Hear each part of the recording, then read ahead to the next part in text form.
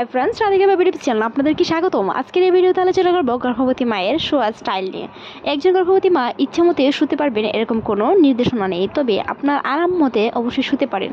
তবে মনে রাখতে হবে সেই সাথে যেন আপনার সন্তানের কোনো ক্ষতি না হয়, সেই দিকটা গর্ভবতী মায়েরা অবশ্যই বিবেচনায় রাখতে হবে।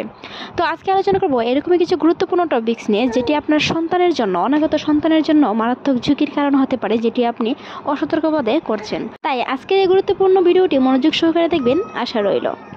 বিশেষজ্ঞরা বলে থাকেন একজন গর্ভবতী মা যদি বাম কাত হয়ে শুয়ে থাকে তাহলে সবথেকে উত্তম। তবে একজন মহিলা যে শুধু বাম কাত হয়ে শুতে পারবে এরকম কোনো বিষয় নেই। তার আরামের জন্য বিভিন্ন খাত হয়ে শুতে পারে, তবে চিত হয়ে শুলে সন্তানের প্লাসেন্টার মাধ্যমে দিয়ে তার শ্বাস নিতে কষ্ট হয়, যেটি অনাগত সন্তানের মৃত্যু পর্যন্ত হতে পারে। সেই হিসাবে গর্ভবতী মায়েদের অবশ্যই চিত হয়ে শোয়া যাবে না, কিন্তু মাঝে মাঝে যদি চিত হয়ে শোন 2-1 মিনিটের জন্য, সেটাতে এরকম কোনো ক্ষতি নেই, তবে না শোয়াই ভালো। এখন আলোচনা করবো বাম কাত হয়ে শোয়া ভালো নাকি ডান কাত হয়ে শুবেন। অনেকেই বলে থাকেন আরামের জন্য বাম হাত হয়ে শোন বা ডান কাত হয়ে শোন। ডান কাত হয়ে শোয়ার কারণে একটি সন্তানের নবজাতকের প্লাসেন্টার মাধ্যমে দিয়ে রক্ত প্রবাহ গিয়ে শিশুর অ্যামনিওটিক তরল কম পড়তে পারে। সেই সাথে একটি গর্ভবতী মায়ের অনাগত সন্তানটি অ্যামনিওটিক তরলের মধ্যে ভাসমান থাকে, যেটি আপনার 5 থেকে 7 মাসের ভিতরে যদি আপনি ডান কাত কিংবা চিত হয়ে বেশি সময় শুয়ে থাকেন, সেই ক্ষেত্রে এই সমস্যাটি হতে পারে। যুক্তরাষ্ট্রের একটি মেডিকেল হসপিটালের অধ্যাপক ডক্টর জাকিয়া সুলতানা জানিয়েছেন একজন গর্ভবতী মা সবচেয়ে উত্তম হলো বাম কাত হয়ে শোয়া, যেটির কারণে আপনার শিশুটি প্লাসেন্টার মাধ্যমে দিয়ে সরবরাহ অক্সিজেন করতে পারছে, এমনকি রক্ত প্রবাহে খাদ্যনালী পর্যন্ত, শ্বাসনালী পর্যন্ত আপনার শিশু সুরক্ষিত থাকতে পারে। এমনকি একটি শিশু নড়াচড়া করার জন্য বাম কাত হয়ে শোয়াটা উত্তম। একটি সন্তানের যদি নড়াচড়া কমে যায়, সেই ক্ষেত্রে একটি মা যদি বাম কাত হয়ে অন্ততপক্ষে 2 ঘন্টা বিশ্রাম নিয়ে শুয়ে থাকে, সেই ক্ষেত্রে সন্তান নড়াচড়া অবশ্যই করবে যদি শিশুটি সুস্থ থাকে। একজন সুস্থ শিশুর প্রায় 10-12 বেশি নড়াচড়া করার কথা। একজন মায়ের দুশ্চিন্তা করা যাবে না। দুশ্চিন্তা করার কারণে একটি নবজাতকের নড়াচড়া কমে যেতে পারে, এমনকি শিশুটি ক্ষতিগ্রস্ত হতে পারে। একটি মায়ের 5 মাসের পর থেকে একটি সন্তান তার সকল অনুভূতি বুঝতে পারে। সেই ক্ষেত্রে গর্ভবতী মায়েদের অবশ্যই সতর্কতা থাকতে হবে। কোনো ধরনের ভারী কাজ করা যাবে না। ভারী কাজ করার ফলে আপনি যদি নাও বুঝতে পারেন, সেই ক্ষেত্রে একটি সন্তানের ঝুঁকির মাধ্যমে সন্তানের নড়াচড়া করতে পারে, সেই ক্ষেত্রে প্রতিবন্ধী পর্যন্ত জন্মগ্রহণ করতে পারে। শোয়ার যেরকম পরিবর্তন আনতে হবে, সেই ক্ষেত্রে খাদ্যাভ্যাসেরও পরিবর্তন আনতে হবে। শোয়ার ক্ষেত্রে অবশ্যই নরম বালিশ ব্যবহার করতে হবে।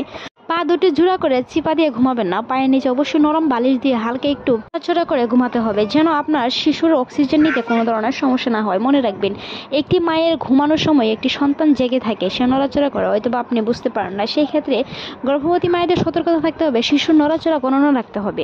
একজন গর্ভবতী মাকে বাম কাত হয়ে শোয়ার কথা বলেন অভিজ্ঞরা। সেই ক্ষেত্রে বাম কাত হয়ে শোয়ার সুবিধাটা হলো, একটি সন্তান যখন জন্ম নেয়, সেই ক্ষেত্রে তার প্রতিবন্ধী হওয়ার সংখ্যাটা প্রায় 90%-এরও কম। সেই ক্ষেত্রে একজন গর্ভবতী মা বাম কাত হয়ে শুতে হবে।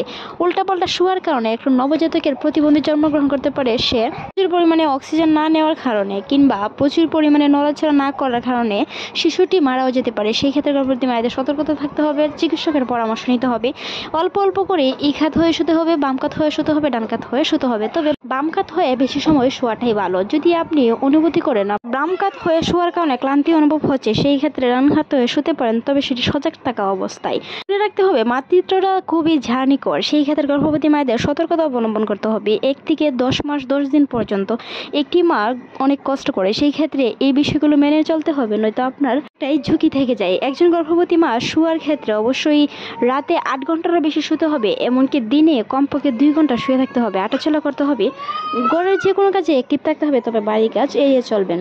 সকালে 30 মিনিট, অন্তত বিকেলে 30 মিনিট হাঁটাহাঁটি করতে হবে, যেটি আপনার নর্মাল ডেলিভারির জন্য আপনাকে অনেক সহায়তা করে। সেই ক্ষেত্রে খাদ্যাভ্যাসের উপর খেজুর খেতে পারেন। খেজুর খেলে জরায়ের মুখ খোলার প্রায় 70%-এরও বেশি সুবিধা রয়েছে। সেই ক্ষেত্রে গর্ভবতী মায়েদের টক দই খাওয়ার পরামর্শ দিয়ে থাকে বিশেষজ্ঞরা। একজন গর্ভবতী মাকে শোয়ার পাশাপাশি যেমন সব কিছুর পরিবর্তন আনতে হবে, সেই সাথে খাদ্যাভ্যাসের উপরও গর্ভবতী মায়েরকে অবশ্যই জোর দিতে হবে। ঘুমানোর সময় অবশ্যই মনে রাখতে হবে যেন চিত হয়ে না ঘুমান। বারে বারে একই কথা বলার একটি কারণ, আপনার নবজাতক সুস্থ ও সুন্দরভাবে দুনিয়াতে আসুক।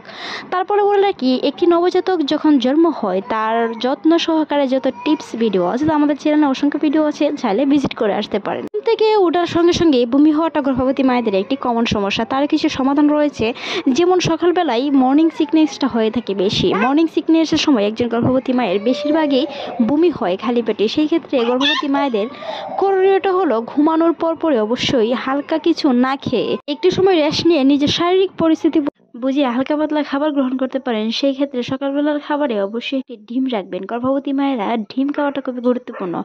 প্রতিদিন অন্ততপক্ষে 2 কাপ করে দুধ খাবেন। দুধে রয়েছে প্রচুর পরিমাণ পুষ্টি, যা আপনার গর্ভস্থ শিশুটির ব্রেন বিকাশ ভালো রাখতে সাহায্য করে। সেই ক্ষেত্রে গর্ভবতী মায়েদের খাবারের অভ্যাসের উপরও অনেকটা জোর দিতে হবে, শুধু শোয়ার দিকেই চলবে না। একজন গর্ভবতী মায়েরা নর্মাল ডেলিভারি নেওয়ার জন্য কমপক্ষে 8 থেকে 10 গ্লাস পানি পান করতে হবে। আজকের এই ভিডিওটি এই পর্যন্তই। ভালো লাগলে আমাদের চ্যানেলটি সাবস্ক্রাইব করবেন। আর গর্ভবতী মা হয়ে থাকলে আপনাকে অসংখ্য অভিনন্দন। সেই সাথে আমাদের ভিডিওটি এতক্ষণ দেখার জন্য আপনাকে অসংখ্য ধন্যবাদ।